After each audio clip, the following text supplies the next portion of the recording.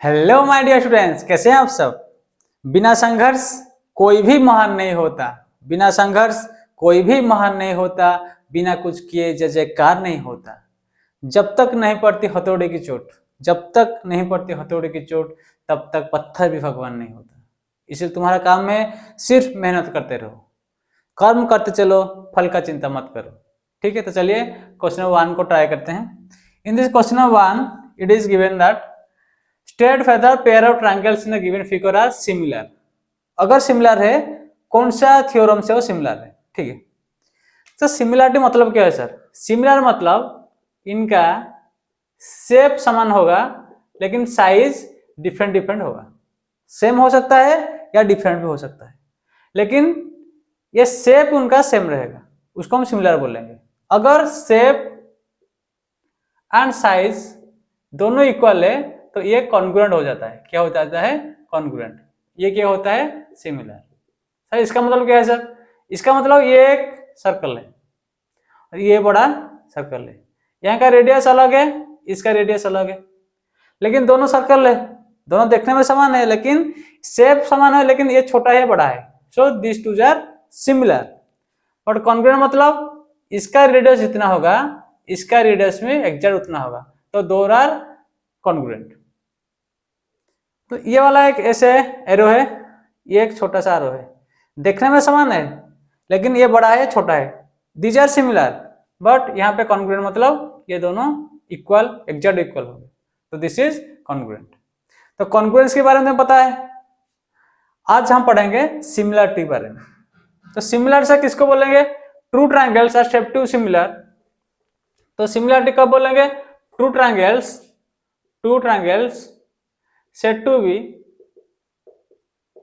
be similar if पहला कंडीशन क्या है? their corresponding angles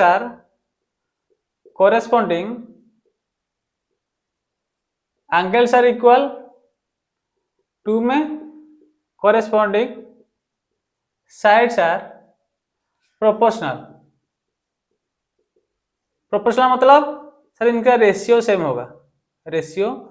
होगा, corresponding angles are equal and their sides are proportional। Sir equal होने से होगा, इक्वल होने से दोनों क्या हो जाएंगे? कॉन्ग्रुएंट हो जाएंगे। अगर उनका साइड भी समान है, corresponding sides are equal and their angles are equal, then तो कॉन्ग्रुएंट से हो गया। लेकिन अगर एक प्रोपोर्शनल है तो ये सिमिलरिटी हो जाएगा। समझ गया? देखो एक बात याद रखना, जितना सारे कॉन्ग्रुएंट है, ट्रायंगुलर कॉन्ग्रुएंट है, वो तो सिमिलर होगा। All congruents are similar, but all similar are not congruent। यहाँ पे एक इंपॉर्टेंट पॉइंट है, all congruent triangles are similar, but all similar are not congruent। ठीक है, क्लियर है? ठीक है, तो हम इसमें क्या देखेंगे sir? Corresponding angle are equal होगा और साइड सर इक्वल होगा। मतलब ये सारे चेक हमें करना पड़ेगा। सर क्या हर वक्त हम में से चेक करेंगे क्या सबको? मतलब उसका साइड, इसका एंगल चेक करेंगे, उसका साइड चेक करेंगे। ठीक है, तो इसको सबको चेक ना करने के लिए तुम्हारे पास कुछ थ्योरम आया। ठीक है, थ्योरम क्या है सर? थ्योरम है एंगल थ्योरम और साइड थ्योरम और साइड एंगल थ्योरम। ये 3 थ्योरम है। इसका मतलब क्या है सर? सपोज ये एक ट्रायंगल है, ये सपोज 60 80 और 140 मतलब 40 जाएगा, ये 40 मतलब अभी मैंने लिखा है कि सर ABC ट्रायंगल और DEF ट्रायंगल ये दोनों सर क्या है? मैं बोल सकता हूँ ये दोनों ट्रायंगल सिमिलर है। क्यों सिमिलर है सर? हमें पता है कि angle corresponding angle are equal. यहाँ पे ए कितना है? 60 degree, A is equal to 60 degree. तो यहाँ पे 60 डिग्री कौन सा है? यहाँ पे D is equal to 60 degree. Clear है सर? यहाँ पे B is equal to 40 degree है, तो यहाँ पे B 40 डिग्री कौन सा है? E है, E is equal to 40 degree. यहाँ पे C is equal to 80 degree है, तो यहाँ पे F is equal to 80 degree. इसका मतलब क्या है सर? इसका मतलब हम बोलेंगे कि अगर तीनों एंगल समान है, कॉरेस्पॉन्डिंग एंगल इक्वल से, देन टू ट्रायंगल सिमिलर। तो हम क्या लिखेंगे sir? A B C similar to, sir इसको उसके बाद क्या लिखेंगे सर, देखो यहाँ पे ए लिखा, ए कितना है 60 डिग्री, तो यहाँ पे देखो 60 डिग्री कौन सा वाला है, देखो डी 60 डिग्री, तो यहाँ पे डी लिखना, ए के कॉरेस्पॉन्डिंग डी लिखना। बी इजकल 40, तो यहाँ पे 40 कौन सा है सर, ई है, तो ई लिखना। बी के कॉरेस्पॉन्डिंग ई लिखना। उसके बाद 80 कौन सा है, एफ है, ऐसे लिखना कॉरेस्पॉन्डिंग। एक्स ए से कॉरेस्पॉन्डिंग जो एंगल इक्वल है उसको यहाँ पे लिखना, बी के कॉरेस्पॉन्डिंग ऐसे लिखना, सी के कॉरेस्पॉन्डिंग ऐसे लिखना। ठीक है सर, इसको और कुछ ऐसे वे में लिख सकते हैं, हाँ लिख सकते हैं। अगर कोई बच्चा ऐसे बी लिखा, बी सी ऐसे लिख दिया, सिमिलर कैसे करेगा सर, बी मतलब 40 डिग्री, यहाँ पे 40 डिग्री कौन सा है सर, ई है। ठीक है सर, यहाँ पे सी 80 डिग्री, तो यहाँ पे 80 डिग्री कौन सा है सर, एफ है, एफ लिखे। ए 60 डिग्री, तो यहाँ पे 60 डिग्री क्या है, डी है, ये भी लिख सकते हो, ऐसे तुम कुछ लिख सकते हो। ठीक है, तो ये सिमिलरिटी है। अगर ये सिमिलर है, अगर ये सिमिलर है, इनका कॉरेस्पॉन्डिंग साइड्स भी प्रोपोर्शनल होगा, ये रूल है। अगर इन दोनों ट्रायंगल का angles corresponding angles are equal, then their corresponding sides are also proportional. Sir इसका मतलब क्या है सर, इसका मतलब देखो सपोज ऐसे में लिख दिया A B C similar to D F. ठीक है, तो यहां मैं लिख सकता हूं A B by D E is equal to B C by E F is equal to S C by D F. ये भी समान होगा। देखो ए बी मतलब कौन सा एंगल, 80 डिग्री फ्रंट का है, तो यहाँ पे 80 डिग्री कौन सा, ये वाला, इसका front, A B by D, A B by D. उसके बाद बीसी, बीसी कौन सा एंगल फ्रंट है, 60 का फ्रंट है, तो यहाँ पे 60 का फ्रंट कौन सा आएगा, E F, BC by E F. उसके बाद एसी, एसी कौन सा, ये वाला, किसका फ्रंट है, 40 का, यहाँ 40 फ्रंट कौन है, डी एफ। इतना मतलब अगर ये तीन एंगल इक्वल हो गया, तो ये वाला डेफिनेटली इक्वल होगा, इसको हमें चेक करना नहीं पड़ेगा। ठीक है, और एक थ्योरम क्या है सर, साइड। अगर दो ट्रायंगल में ये रेशियो सेम हो गया, तो डेफिनेटली इनका एंगल भी इक्वल होगा, ये रिवर्स है बस। अगर ये तीन एंगल कॉरेस्पॉन्डिंग इक्वल है, तो हम लिख सकते हैं ये साइड से प्रोपोर्शनल। ठीक है, और क्या लिख सकता हूं, मतलब मैंने रोटी खाया, मेरा पेट भर गया, मेरा पेट भर गया क्योंकि मैं रोटी खाया, तो वही बात है। अगर एंगल्स आर इक्वल है, corresponding angle is equal, then corresponding sides are proportional. If corresponding sides are proportional, their angles are equal, corresponding angle से equal, so this are similar. So ये वाला है। और क्या है सर, दो साइड और बीच का एंगल, और क्या है, दो साइड बीच का एंगल। सपोज ये वाला सपोज एक डाटा हम नहीं देता, बस इतना देता है, बस इतना, मतलब A B by D BC by E F, मतलब ये दोनों साइड प्रोपोर्शनल है, दिस बाई दिस। तो कौन सा एंगल लेना है सर, ये वाला एंगल लेंगे, ये वाला, ये 40 का एंगल लेंगे, ये वाला एंगल लेंगे, ये वाला। इन दोनों का हमें नहीं चाहिए, इन दोनों नहीं चाहिए, ये हो गया एस एस। तब भी ये एंगल ये एंगल सिमिलर है, मतलब इनके corresponding angles are equal and corresponding sides are proportional. ठीक है, यहाँ पे याद रखो एंगल इसमें क्या होता है, अगर दो एंगल भी समान है तब भी ट्रायंगल सिमिलर होगा।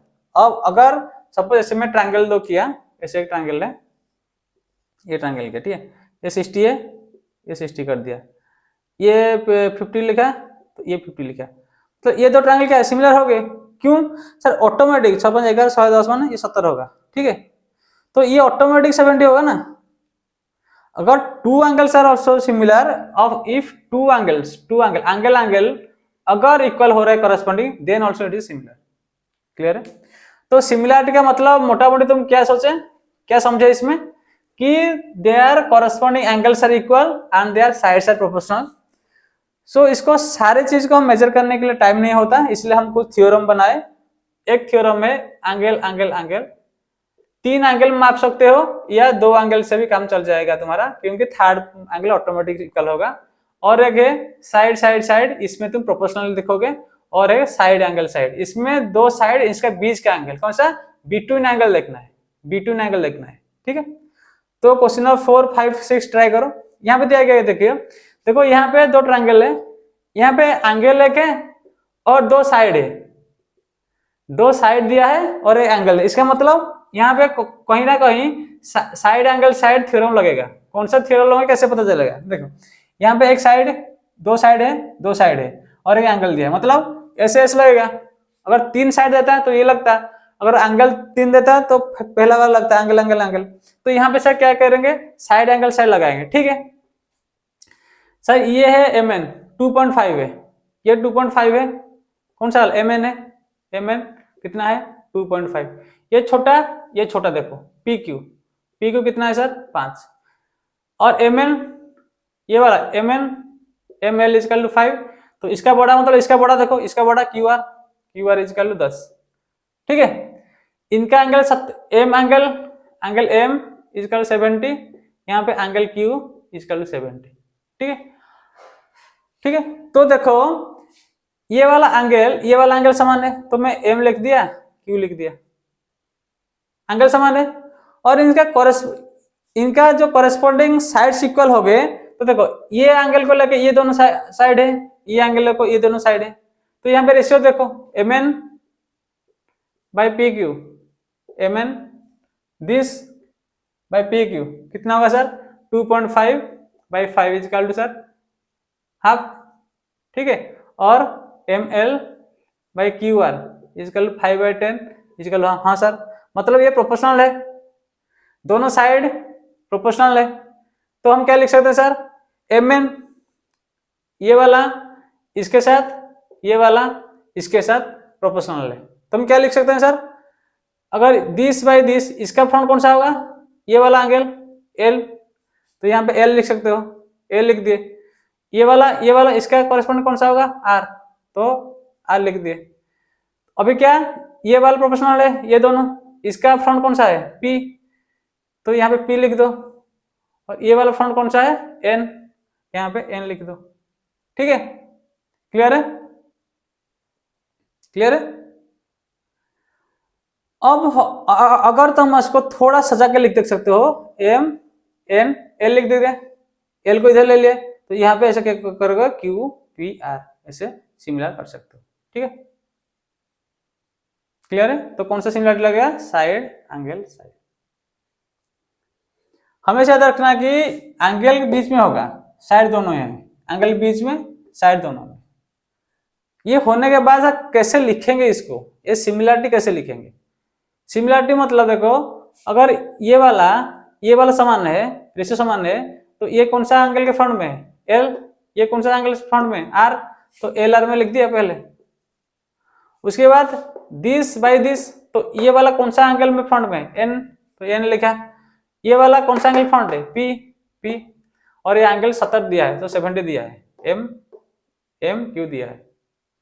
ठीक है, तो ये दोनों ट्रायंगल सिमिलर है, ये बीच का एंगल है।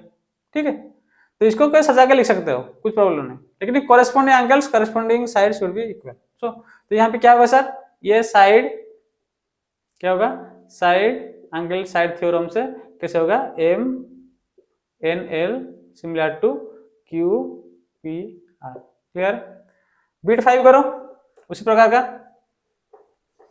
बीट 5 में क्या दिया है, तो ये 2.5 है 3 है, ये भी छोटा है 2.5, तो यहाँ पे छोटा कौन सा है डीएफ है 5। ठीक है सर, उसके बाद बीसी दिया है कितना सर 3, ये बड़ा है तो यहाँ पे बड़ा ईएफ इजकल 6। यहाँ पे देखो A B by D F sir equal 2.5/5, ये तो हाफ है सर। ठीक है, और बीसी बाई ईएफ, ये भी हाफ है सर, ये भी हाफ है। ठीक है, ठीक है, तो ये वाला इन दोनों का रेशियो सेम है, मतलब 2.5/5 हाफ, 3/5 हाफ। लेकिन तो यहाँ पे साइड आ गया, और बीच में एंगल हमें चाहिए ए। तो यहाँ पे देखो, यहाँ पे दोनों साइड के बीच में एंगल 80 है, लेकिन सर यहाँ पे दोनों बीच में नहीं है, इधर है, तो ये नहीं होगा, दिस इज नॉट सिमिलर। अगर ये 80 डिग्री इनके बीच में होता, अगर यहाँ पे मैं लिखता 80 डिग्री, देन दोनों सिमिलर होता, क्योंकि सर ये दोनों साइड है, साइड तो प्रोपोर्शनल है, लेकिन इनका बीच का एंगल होगा, ये बीच का एंगल नहीं है, तो अलग एंगल है, तो ये सिमिलर नहीं होगा। क्लियर है, ठीक है। लास्ट वाला देखो,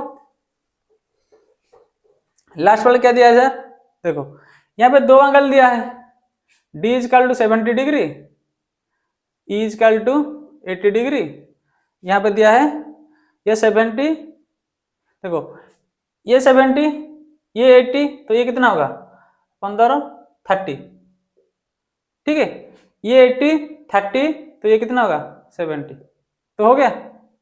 कोई भी दो एंगल समान होगा तो हो जाएगा। यहाँ पे तीन देखो 80 80 70 70 30 30, क्लियर है, क्लियर है। तो हम क्या लिखेंगे सर, तो मैं क्या तुम्हें बोला था, एक ट्रायंगल का कॉरेस्पॉन्डिंग एंगल दूसरे ट्रायंगल का कॉरेस्पॉन्डिंग होगा। यहाँ पे क्या देखो डी इजकल कितना है 70, तो यहाँ पे ढूंढो डी कौन सा है 70 कौन सा है पी है सर, पी इजकल 70, हाँ सर। यहाँ पे सर ई इजकल टू 80, यहाँ पे ढूंढो क्यू इजकल टू 80, तो यहाँ पे ढूंढो एफ इजकल टू 30, तो यहाँ पे 30 कौन सा है सर आर इजकल टू 30। सो मैं लिखूंगा अगर डी ई एफ, अगर मैं लिख दिया डी ई एफ सिमिलरली लिख दिया, डी के कॉरेस्पॉन्डिंग कौन सा लिखूंगा पी लिखूंगा सर, ई के कॉरेस्पॉन्डिंग क्यू लिखूंगा, एफ के कॉरेस्पॉन्डिंग आर लिखूंगा, P Q R. So D F है similar to P Q R. ये कौन सा सिमिलरिटी होगा सर, एंगल एंगल एंगल, ठीक है, एंगल एंगल एंगल, क्लियर है। कोई भी कुछ भी लिख सकते हो। अगर तुम ई पहले लिख दिया, ई लिखा, ई पहले लिख रहा मतलब इसका कौन सा वाला 80 है क्यू लिखा, ये एफ लिखा मतलब यहाँ पे कौन सा 30 है तो आर लिखा, ये डी लिखा तो यहाँ पे पी लिखा, क्लियर है। तो तुम्हारा question number 1 is completed. If you have any doubt, you can call me, you can ask me. Okay, thank you, love you, bye.